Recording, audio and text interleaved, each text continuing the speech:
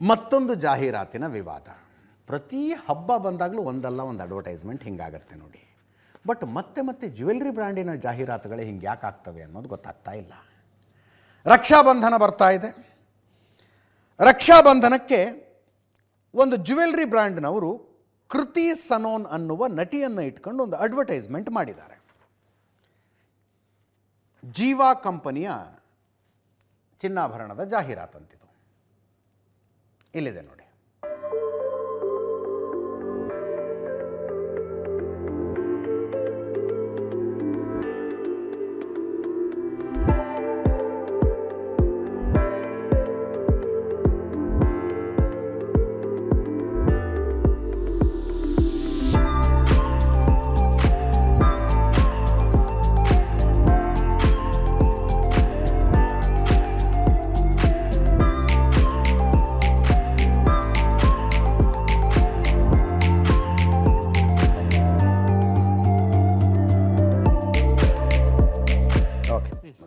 ಅದರ ಕಾನ್ಸೆಪ್ಟ್ ಬಿಡಿ.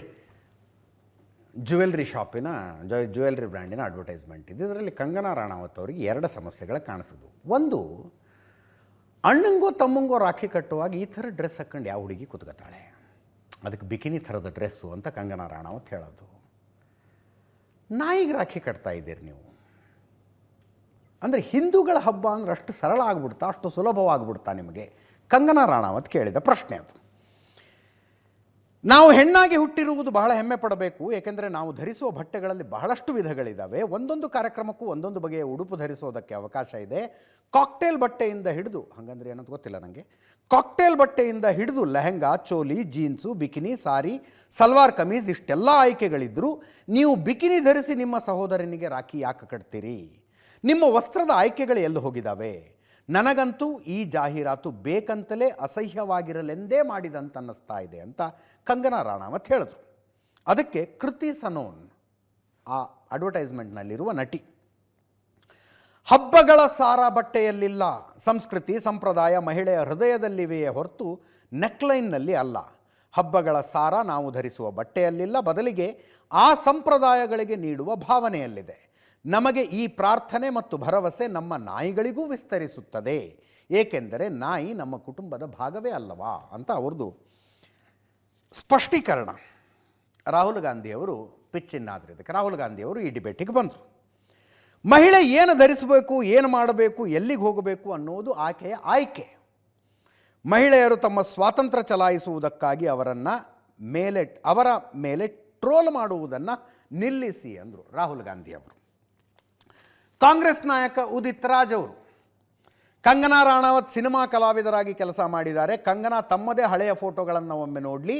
ಕಂಗನಾರಲ್ಲಿ ವಿವೇಕ, ಸಭ್ಯತೆ ಮತ್ತು ಪ್ರಾಮಾಣಿಕತೆ ಉಳಿದಿದ್ದರೆ ಕಂಗನಾ ಕೃತಿ ಸೋನನ್ ಹಾಗೂ ಎಲ್ಲರನ್ನೂ ಕ್ಷಮೆಯಾಚಿಸಲಿ ಅಂತ ಅವರಂದರು. ಕಿರಣ್ ರಿಜಿಜು ಅವ್ರದ್ದು ಟ್ವೀಟ್ ಇದೆ. ಫೈನಲಿ ಏನು ಮಾಡ್ತು ಜೀವಾ ಕಂಪನಿ ಅಂದರೆ ಈ ಅಡ್ವರ್ಟೈಸ್ಮೆಂಟನ್ನು ವಾಪಸ್ ತಗೊಂಡಿತು. ಇದನ್ನು ಇನ್ನೆಲ್ಲೂ ಟೆಲಿಕಾಸ್ಟ್ ಮಾಡಲ್ಲ, ಎಲ್ಲೂ ಪ್ರಸಾರ ಮಾಡಲ್ಲ ಬಿಡಿ ನಾವು ಅಂತ.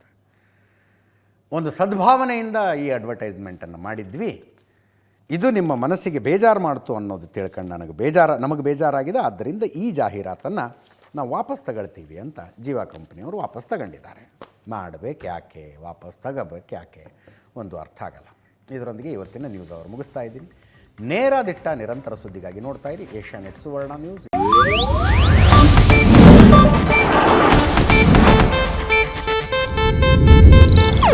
ಇದು ಏಷ್ಯಾನೆಟ್ ನ್ಯೂಸ್ ನೆಟ್ವರ್ಕ್ ಪ್ರಸ್ತುತಿ.